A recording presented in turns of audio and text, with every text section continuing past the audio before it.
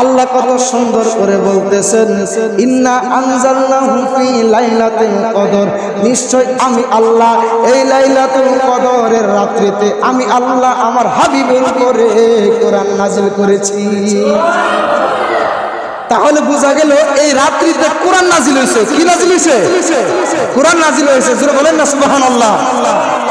তাহলে এই রাত্রিটার দাম আছে না নাই? জোরে কোন আছে না নাই? একটু মনোযোগ দিয়ে শুনবেন। মাগরিবের নামাজটা পড়ে যখন একটু বললাম, আমি আরো 2-3 জনের দেখাইছি বিষয়টা। একজন হুজুর বলতেছে, মোবাইলটা খুলতে মাত্র ভিডিওটা আসলো, আল্লাহ কয় ইন্না আনজালনাহু ফি লাইলাতুল কদর, আমি আল্লাহ কোরআন নাযিল করছি লাইলাতুল কদরের রাতে। মৌলবী ডাক দিয়া কয়, হ্যাঁ লাইলাতুল কদর পরে কে 27 নামাজ পড়ে, ওই 27 নামাজ পড়া আর মন্দিরে যায় পূজা করা একই কথা। সবে কদরের রাত, এটা তো হিন্দুদের পূজা করার চেয়েও খারাপ হয়ে যায়। শুধু 27 রাত্রির কদর রাত্রি পূজা মানে ওই রাতের পূজা করা, এটা চলবে না। ওই যে আপনি মনে করেছেন বছরে 2টা রাত জাগলেই হয়, একটা হলো শবে বরাতের রাত আর একটা হলো শবে কদরের রাত, এটা তো হিন্দুদের পূজা করার চেয়েও খারাপ হয়ে যায়। এ নাউজুবিল্লাহ কি এত আসতে কইলেন? মৌলবী ডাক দিয়া কয় 27 নামাজ পড়া আর মন্দিরে যায় পূজা করা একই সমান।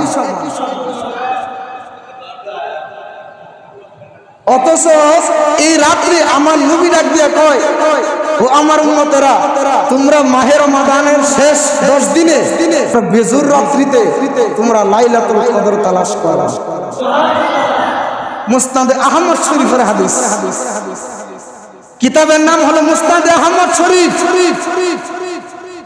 এই মুসনাদে আহমদের মধ্যে আমার নবী ডাক দিয়া কয়, ও আমার উম্মতেরা, মাহে রমাদানের শেষ দশকে তোমরা বেজুর রাত্রিগুলিতে লাইলাতুল কদর তালাশ করবা। মৌলবী ডাক দিয়া কয় লাইলাতুল কদর বলতে কোন কোরআনে শব্দই বলে নাই।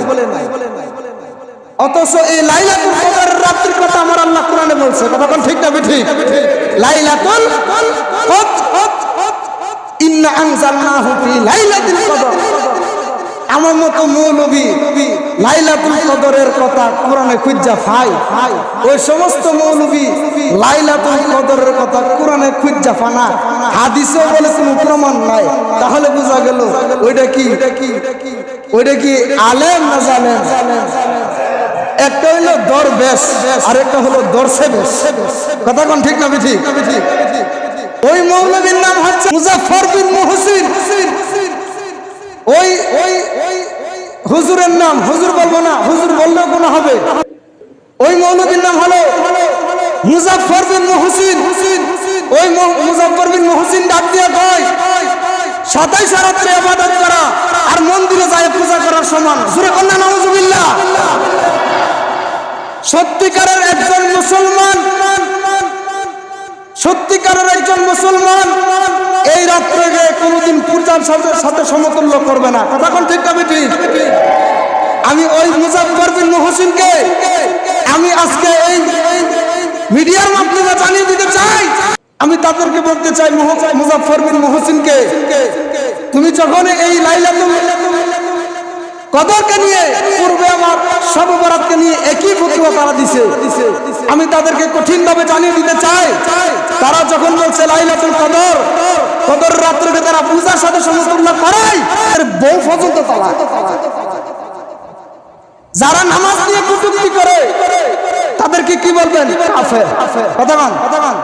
তার বউ কি? কটু তালাক। এই জন্য আমি আজকে মিডিয়ার মাধ্যমে জানিয়ে দিতে চাই, ওই মুজাফফর বিন মুহসিন, তুমি লাগাম দিয়ে, তোমার মুখে লাগাম দিয়ে কথা বলো।